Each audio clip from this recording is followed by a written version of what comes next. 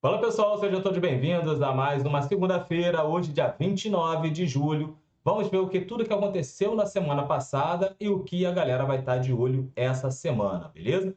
Bom, deixa eu me apresentar para vocês que estão chegando agora aqui no canal. Quem vos fala sou eu, Vinícius Vilas Boas, assessor de investimento da XP Investimentos, sócio do escritório Cashwise e idealizador aqui do canal, né, que traz todas essas informações aqui para vocês, tá bom? Mais um recadinho, aqui na descrição do vídeo tem um link ali com a minha rede social lá no Instagram, caso você queira me seguir, e ali fica também um pouco mais tranquilo para a gente trocar mais ideias. E também tem um link do grupo do WhatsApp, onde tem várias informações durante os dias ali, vários highlights e também um fechamento, uma análise diretamente para a galera do grupo, beleza?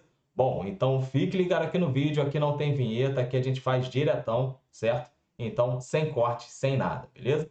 Bom, olhando tudo o que aconteceu na semana passada, nós tínhamos ali a semana iniciando, né, com aquela questão do Joe Biden saindo, apoiando a Kamala Harris, né, para a candidatura, né, no lugar dele, né, contra Donald Trump, e isso deu uma reviravolta na corrida eleitoral norte-americana. Com essa corrida eleitoral, nessa reviravolta, nós tivemos ali, obviamente, algumas incertezas políticas, né? O que vai acontecer com a política norte-americana, quem vai sentar a cadeira lá no ano que vem. Enfim, isso trouxe um pouco de cautela para os investidores. Só que nesse período, nós temos também a questão dos balanços corporativos, certo?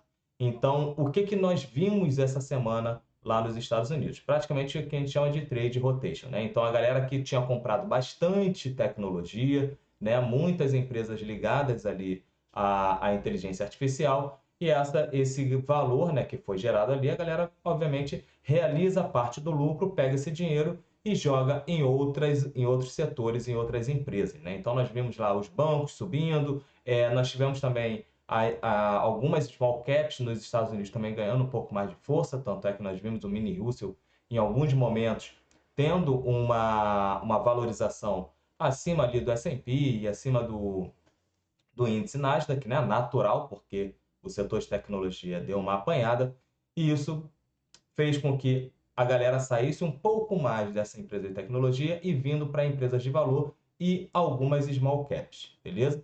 Por que as small caps também vieram ganhando força lá fora?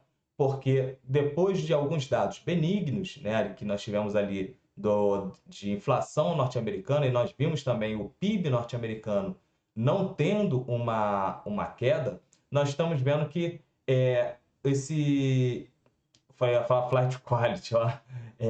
Esse pouso suave, né, que o Federal Reserve tanto fala, a gente está vendo que é possível que está acontecendo, certo? Mas com os dados benignos da inflação, a gente vê que tem uma probabilidade muito grande do Federal Reserve vir a cortar juros para esse ano. Vou trazer aqui para vocês como estão as apostas na CME. Então, isso foi visto como positivo, e a galera acabou tomando um pouco mais de risco lá, sendo que esse trade rotation ele ocorreu, beleza? Bom, para essa semana a gente tem aí a super quarta, todo mundo vai ficar de olho na decisão de taxa de juros do Federal Reserve. Só que nós temos Federal Reserve tomando decisão de taxa de juros, nós temos aqui no Brasil também o nosso Copom, né, o nosso comitê também tomando decisão de política monetária, temos Japão e temos Banco Central da Inglaterra. Então, vamos aguardar para ver tudo que está por vir aí, beleza? Fora que nós temos também a questão dos balanços corporativos. Vamos ver aqui rapidinho, aí, rapidinho, né? Como é que estão os índices agora, né? Então, nós temos aqui os futuros norte-americanos tendenciando uma abertura positiva, né? Mesmo com uma decisão de política monetária vindo para essa semana. Nós temos aqui Ásia e Oceania fecharam majoritariamente no campo positivo, né? Então, a gente entende que o que está acontecendo lá na Ásia é simplesmente reforçando o que aconteceu na sexta-feira, né? Então, as bolsas asiáticas fecharam na sua maioria, no campo positivo, né? Então, reforçando que os Estados Unidos podem vir a cortar juros já para esse ano, né? Então, temos ali em setembro uma grande expectativa de corte de 25 base points, beleza? Sendo que nessa semana nós temos também o Banco Central do Japão. Aí o que vai acontecer ali com o Banco Central do Japão? A expectativa é que a decisão da política monetária no Japão ela venha elevar a taxa de juros, né, e reduzir a compra de títulos federais, né, que são tidos ali, né, como os JGBs, né, que são esses aqui, ó, né, são os bonds japoneses, beleza? Que hoje a gente já vê o preço subindo levemente, né, e nós temos ali, obviamente, o rendimento caindo, tá? É diferente de como a gente olha as ações, beleza? Bom, então, nós tivemos aqui Nikkei no Japão subindo 2,13%, tivemos Coreia, Kospi da Coreia subindo 1,23%, 1,28% Hong Kong, China ficou praticamente estável. China ainda não deslanchou. A gente tem um problema na China, né? Porque nós temos queda de consumo na China, nós temos o mercado imobiliário, né, lá chinês, não está andando, então isso acaba trazendo um pouco mais de cautela, tanto é que a gente vê isso na questão do minério de ferro. Vamos ver até se aqui se o minério de ferro já saiu o seu fechamento. Ele certamente já fechou.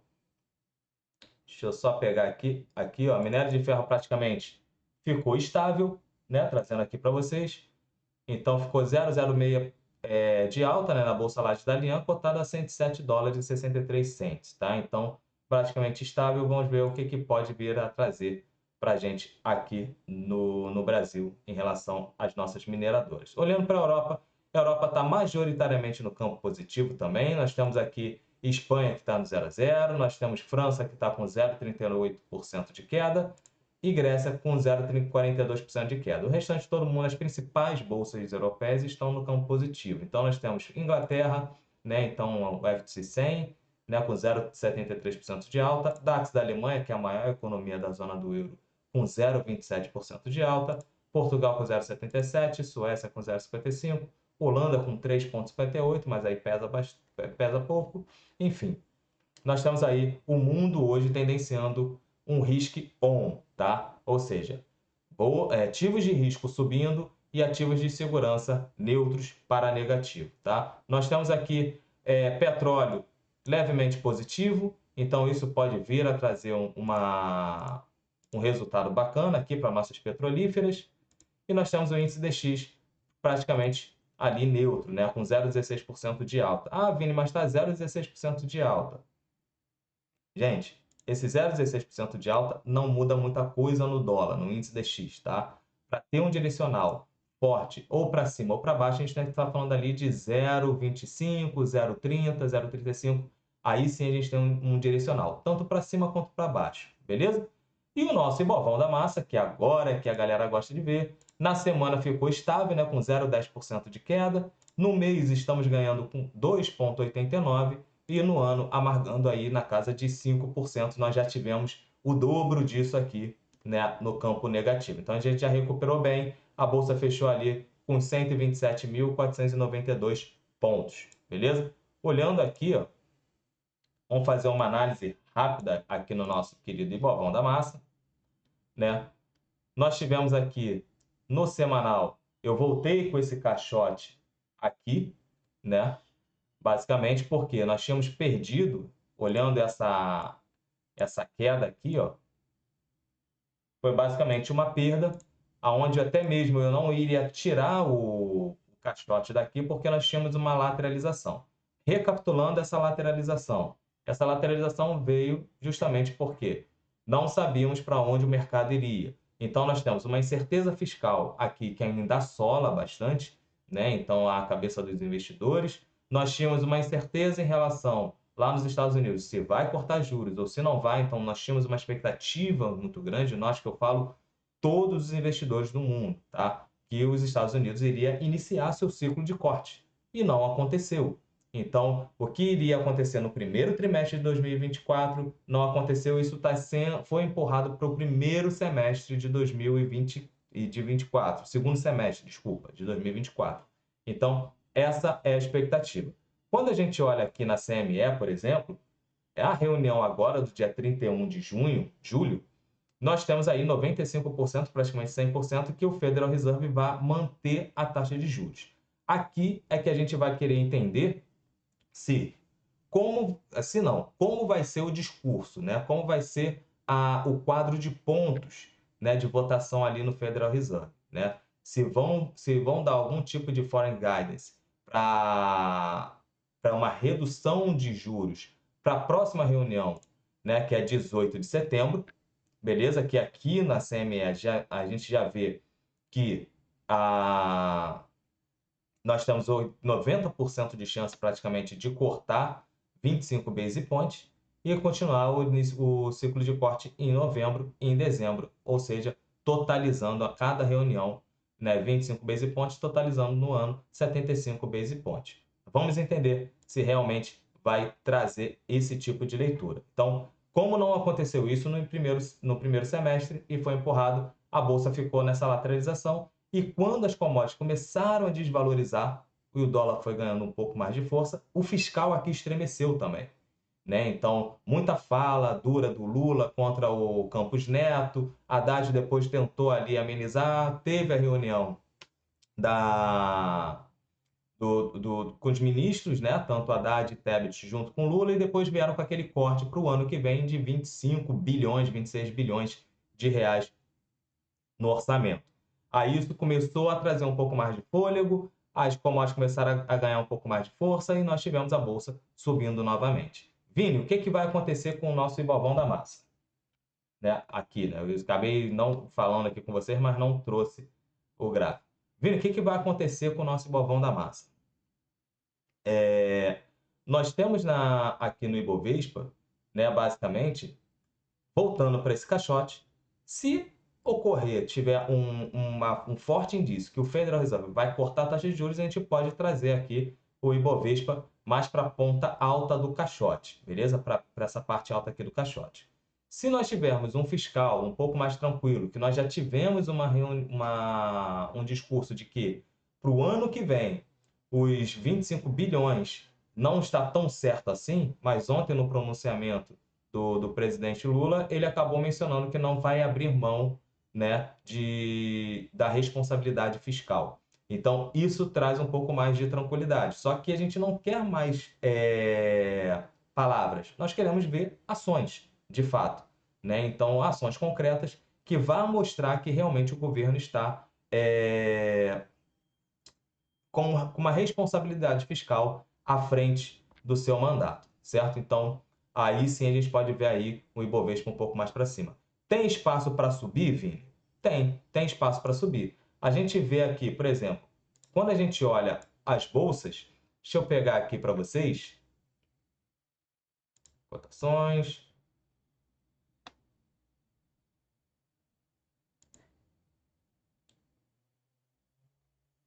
Opa, não.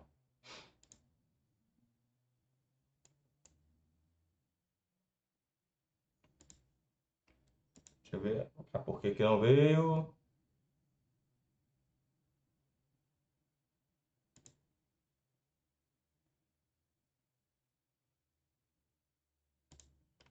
Não, seria essa.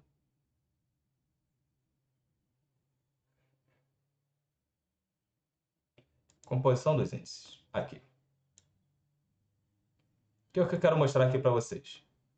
Vamos ver aqui do nosso Ibovespa.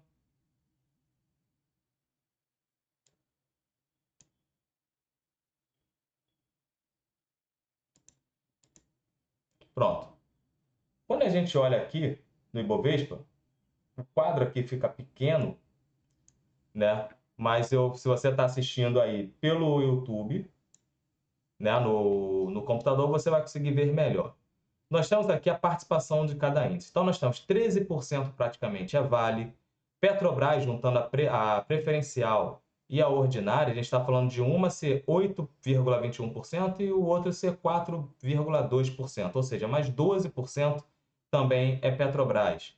Né? Se a gente pegar aqui, por exemplo, VEG, são 3,3%. São só aqui, juntando Vale e Petrobras, a gente já está ali falando de 24%, 25%. Ou seja, um quarto, né, praticamente do Ibovespa, é só Vale e Petrobras. Vale está lá embaixo, né? Como a gente está vendo aqui o gráfico de Vale, está lá embaixo. Petrobras já ganhou um pouco mais de força, tá? Então, 12% do Ibovespa onde a gente vê essa alta ali, é basicamente só a Petrobras, né? Então, olhando aqui VEG, que é uma outra empresa que também tem praticamente o seu faturamento todo dolarizado, né? São mais 3,3%. Ou seja, são empresas que se beneficiam muito com a questão da alta do dólar também, tá? E outro ponto que a gente vê é que 7%, olhando só bancos, 7,7% é Itaú, mais 3,68% é Banco do Brasil, só Itaú e Banco do Brasil são mais 10%. Se juntar Vale, Petrobras, Itaú, Banco do Brasil, a gente está falando de 25%, 35% só aqui. Só nessas 6 empresas aqui. 5 empresas, né? Porque Petrobras a gente está falando, né, de dois ativos ali. Ou seja, a gente tem uma força em relação às commodities e bancos muito altas, certo?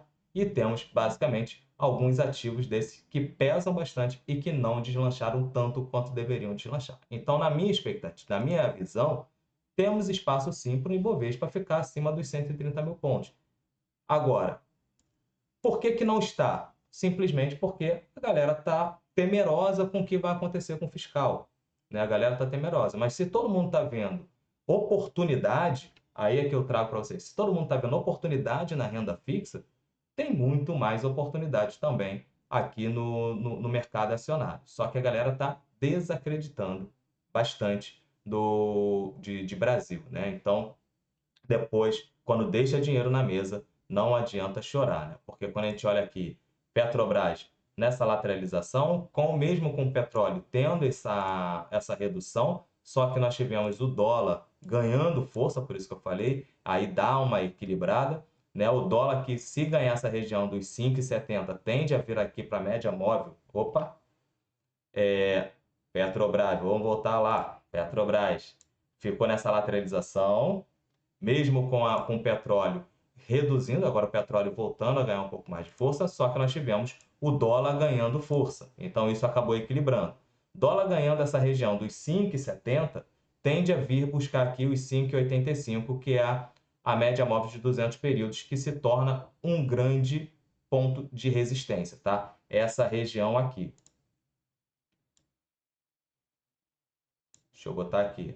Nessa elipse aqui é uma região muito forte de resistência, até porque os 5,70 ele é um ponto decisivo ali para uma alta, para você, a galera defende muito os 70, porque se ganhar também os 5,70 e com o volume, tende a vir para os R$ 6 novamente, tá? Tende a vir. Só que como tem essa média móvel de 200 períodos, temos o IFR aqui também batendo ali nos 70, tem espaço para uma realização, vai ser difícil. Agora, Vini, mas se acontecer uma cagada no fiscal, aí vai, filho, e esquece indicador. Esquece indicador, porque a gente está falando de psicologia, tá? Cabeça de investidor. Se a galera tiver que montar posição defensiva no dólar, ela vai montar e que se dane se o indicador está mostrando que o dólar tá sobrecomprado ou não, beleza? Então, tem essas questões também, beleza? Bom, vamos olhar aqui agora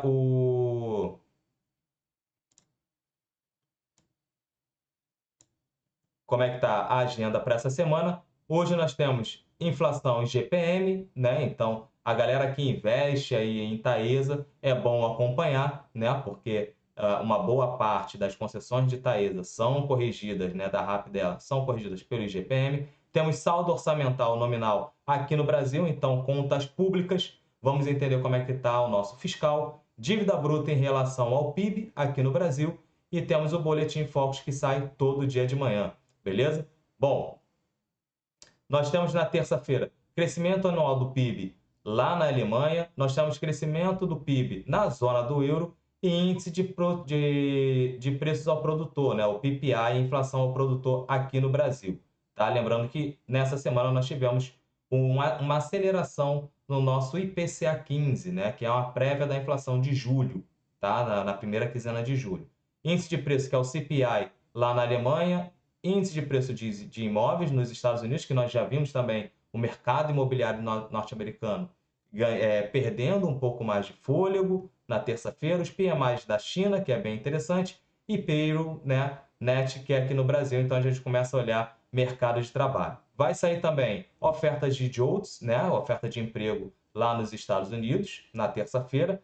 Na quarta-feira, nós temos taxa de desocupação aqui no Brasil, mercado de trabalho brasileiro, decisão da taxa de juros lá no Japão, conforme eu falei, CPI na zona do euro. Nós temos aqui variação, mercado de trabalho lá nos Estados Unidos, variação de emprego privado, que é o ADP. Nós temos aqui, cadê você? Decisão da taxa de juros nos Estados Unidos e decisão de taxa de juros aqui no Brasil. Ou seja, a quarta-feira tem muita coisa, é um dia que vai ser bem volátil. Só que todo mundo vai estar de olho aqui, ó, às 3 horas da tarde. Então pode ser que a gente tenha uma manhã um pouco mais parada, né? Você que opera aí no day trade e tal, pode ser que durante a manhã seja um pouco mais parada. E após as 3 horas, no discurso do Powell, a gente possa ter aí um mercado um pouco mais forte. Agora, olhando, na quinta-feira temos pedidos iniciais de seguro-desemprego, né? Decisão do BOE sobre taxa de juros, e na sexta-feira, né, nós temos o payroll. Ou seja, é uma semana muito forte, é uma semana com bastante indicadores e semanas decisivas. Junto a isso, nós temos temporada de balanço corporativo, beleza? Então, muita atenção com o capital de vocês. Vocês que já têm a sua estratégia montada de investimentos, não fujam das suas estratégias, a não ser que nós tenhamos um outro direcionamento para o próximo ciclo econômico, tá? Que aí nós temos aí uma semana carregada de política monetária. Japão, Estados Unidos, Brasil, Inglaterra, ou seja, nós temos bastante informações, mais mais informações sobre mercado de trabalho norte-americano, mais decisão, mais informações também em relação à inflação, tá? Tanto na zona do euro quanto aqui no Brasil. Enfim, temos muitas informações, muitos dados macroeconômicos que precisam ser digeridos e analisados, tá bom? Então, forte abraço, pessoal. Uma excelente semana para todo mundo. Não deixem de clicar aqui e estar lá no grupo do WhatsApp, que está bem bacana, que sempre que tiver uma informação relevante para poder passar para vocês, eu estarei comunicando a todo mundo lá no grupo. Valeu!